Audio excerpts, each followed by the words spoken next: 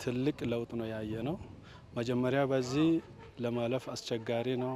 አቧራ አለ፣ የተለያዩ የሚያስጠሉ ነገሮች ያሉበት ነው።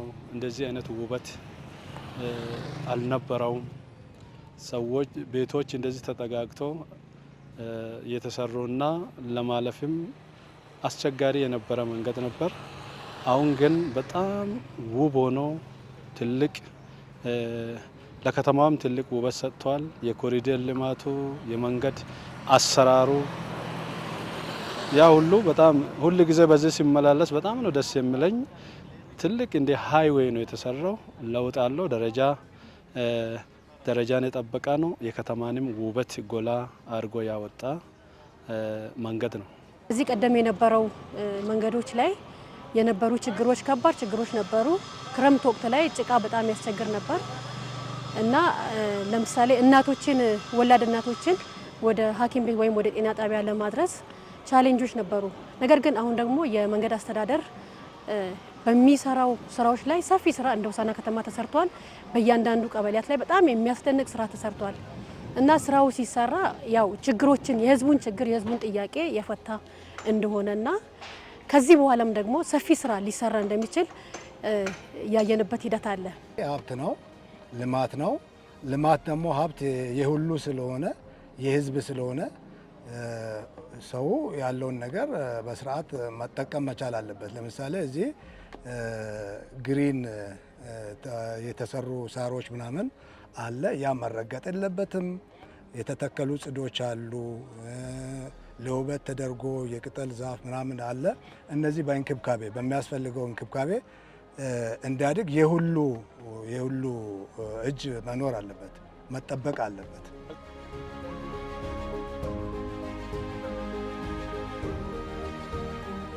ኪሎሜትር ተለዋጭ መንገድ በተለምዶ ከወልቂጤ መንገድ የኮንዶሚኒየም ማዞሪያ ፌዝ 1 2 ኪሎ ሜትር ሲኖዶስ ፊት ለፊትና ከመብራት ኃይል በተለምዶ 18 ሰፈር እስከምንለው ያለው መንገድ ቀደም ሲል ከተጀመረው ውስጥ ከ8-9 ዓመታት በላይ ሆኗል።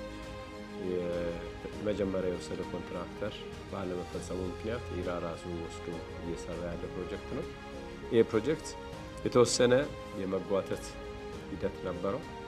ኢራ ከተረከበ በኋላ ደግሞ የተበላሹ የኳሊቲም የጥራት ችግሮችንም አርሞ አሁን ባለው ደረጃ እጅግ በአማረ መልክ ተሰርቷል። ከዚህ ባለፈም የተበላሹ ቦታዎችን መልሶ አፍርሶ እየሰራ ያም ብቻ ሳይሆን በኮንትራት አግሪመንት ውስጥ የሌለ የእግረኛ መንገዶች ቀደም ሲል ጠበብ ተደርጎ ነበር የተሰራው። ስፔሻሊ ከሲኖዶስ ወደ ኮንዶሚኒየም ማዞሪያ ድረስ የእግረኛ መንገድ በቴራዞ ጭምር እየተደረገ ዲች ከቨር እየተሰራ አሁን እየታረመ የመጣው ነገር የሚበረታታ ነው። እስከ መጨረሻውም አሁንም በተለይ በዛምኛው መንገድ ላይ ለ20ኛው ብሔር ብሔረሰቦች በዓል እንዲደርስና መተላለፊያ የነበሩ ቦታዎችን አሳምሮ በመስራት ኢራ የተወጣው ሚና ከፍ ያለ ነው። የከተማ አስተዳደሩ ደስተኛ ነው።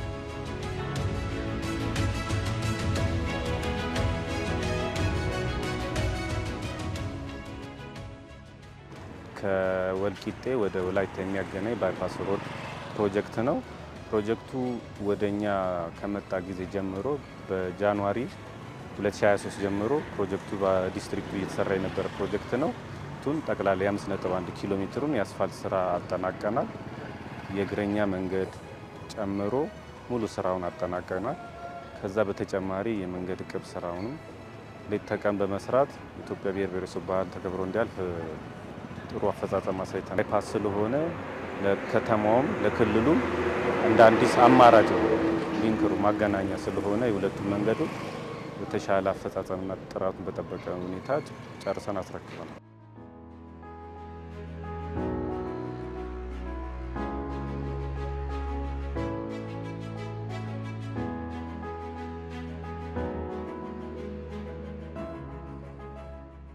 የመንገዶች አስተዳደር በዋነኝነት ዓላማው ፕሮጀክቶችን ሲያስተዳድር በተሰጠው ጊዜ በተሰጠው የስኮፕ እና ገንዘብ አቅም ስለሆነ በፕሮጀክቶቹ በተያዘላቸው ጊዜ ሁሉን ነገሮች በትክክለኛ እንዲያልቅ ያለሰለሰ ጥረቱን እያደረገ ይገኛል። ከከተሞች አስተዳደሮች ጋርም በተቀናጀ ሁኔታ እየሰራ እንገኛለን። የ5.12 ኪሎ ሜትሩ የሆሳዕና ከተማ ፕሮጀክት 95% በላይ ተጠናቆ በቅርብ ጊዜ ርክክብ የሚደረግበት ፕሮጀክት ነው። ሁሉም ነገሮች ተጠናቀዋል። አንዳንድ የቀለምና የዲች ከቨር ብቻ ይቀራሉ ማለት ነው።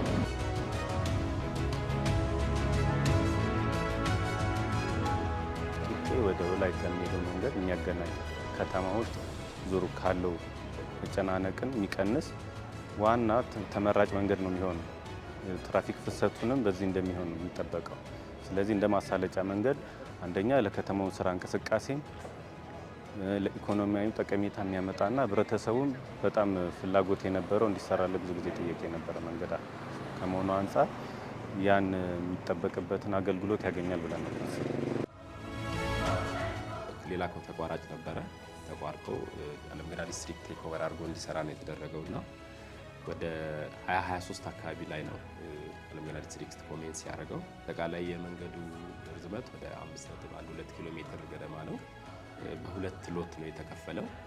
ሎት 1 እና ሎት 2 ተብሎ ነው የተከፈለው። ባለፈው የተከበረው የብሔር ብሔረሰቦች ቀንም እዛ እንደመከበሩ መጠን የመንግስት ትልቅ ትኩረት አቅጣጫ ነበረ እና ስራው አሁን ሰብስታንሻሊ ኮምፕሊት አድርገናል። አብዛኛውን ሁለቱም ሎት ላይ አስፋልት ጨርሰናል። የስትራክቸር ስራዎች አልቀዋል። ትናንሽ ማይነር ኮሬክሽን እና የምንጨርሳቸው ስራዎች ካልሆነ በስተቀር ሌላ የሌን ማርኪንግ ስራ ተሰርቷል። የትራፊክ ምልክት ትራፊክ ማኔጅመንት ስራዎች ተጠናቀዋል። አሁን ለትራፊክ ለህዝብም ክፍት ሆኗል ይሄ መንገድ ማለት ነው። ዋናው በፊት የፌደራል መንገድ መሀል አቋርጦ ከሚያልፈው ውጪ ናቸው። እነዚህ ሁለቱም የውስጥ ለውስጥ መንገዶች ናቸው። ጋር በተያያዘ ርቀት ስለነበረው ሎጂስቲክ የሰው ኃይሉን ማሟላቱ ላይ ቻሌንጆች ነበሩ። ያን ተቋቁመን ስራውን አከናውነናል። ያመጣው ኦፖርቹኒቲ ምንድነው? እንደ ኢራ እንደ ተቋም ሌሎች ተቋራጮች ያልቻሉትን የስራ ክፍሎችን ገብተን ኢንተርቪን አድርገን የመሸፈን አቅማችንን ከፍ ያደረግንበትና ያሳየንበት ነው።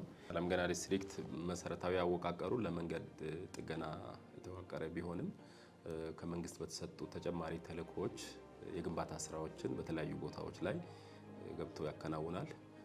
ከዛ መካከል እንደ መጥቀስ የምንችለው የሆሳዕና ከተማ አንዱ ነው። ቀጥሎ አዲስ ራዲያል ፕሮጀክቶች የምንላቸው አሉ።